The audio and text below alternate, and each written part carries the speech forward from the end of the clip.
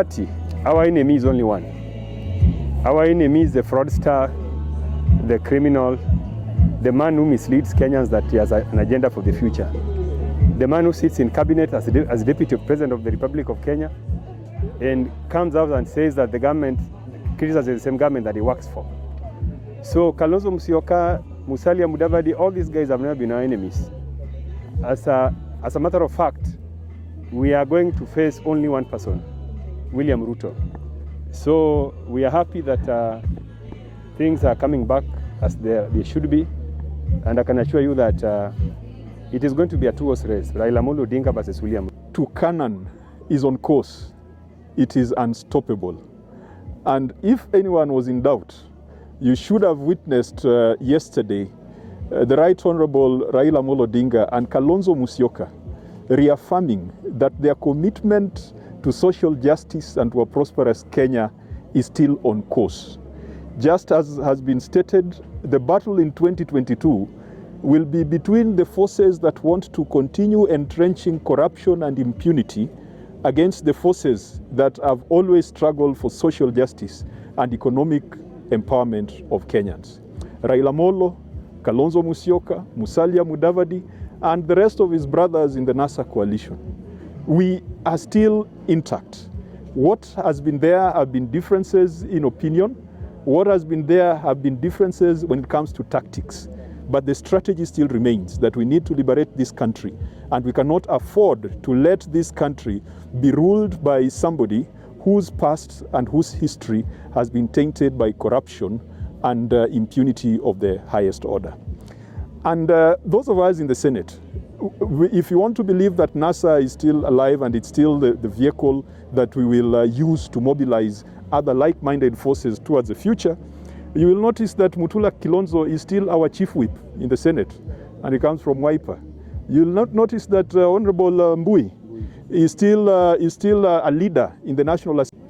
The coronavirus pandemic has hit Kenya very heavily.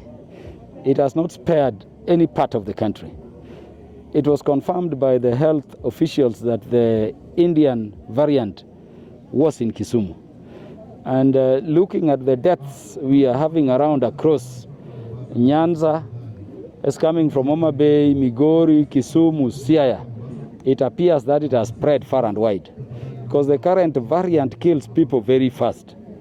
As a matter of policy, I wanted to say that if you doubted that corona is existent, I'm burying my own mother-in-law today, passed on due to corona, away in Mombasa, Pandia Memorial Hospital.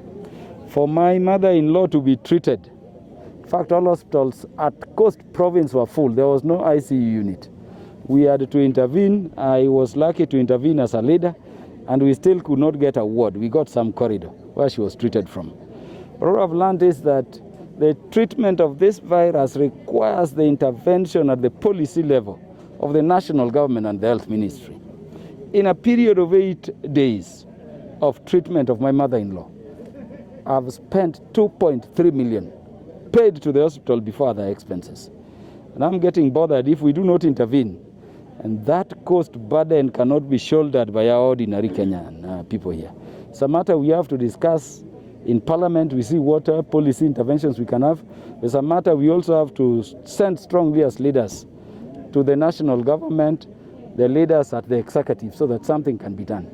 I wanted also to request the Ministry of Health, now that it is known the Indian variant first hit Kenya through Luo Nyanza, that we get more spending and grants, most of those ones which come from the national government to level 5 hospitals and other hospitals.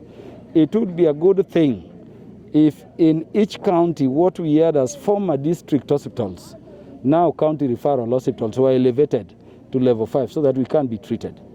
In Homa Bay, if you move from Homa Bay County, you move through Migori County, you move to Nyamira, we have a single level 5 hospital in Kisii County, in Kisii County Referral Hospital. I mean, that cannot help people much. So we want more expenditure, we want more facilitation of the treatment, but we must go back to Parliament and ask about the policy around treatment. Because I've been able to do this because I'm a member of Parliament. What of other Kenyans there? And how do you do it when hospitals are also holding the bodies and refusing to release them before you pay them money? I've been able to release my mother-in-law for treatment because as a leader I have money. What of that ordinary Kenyan if you demanded 2.3 million? And yet the disposal protocols also require you do so within 72 hours. So we must intervene so that the measures can be practicable for our people and can be things that people can treat it. But we are requesting our people that your best protection from coronavirus now is treatment. Just ensure it's not treatment, but it's prevention. Follow the government protocols. Coming to this funeral, I saw many of our people with their masks hanging on the chin. Many people across the market centers from Rangala through Luanda, through Kisumu, are still overcrowding as this thing does not exist.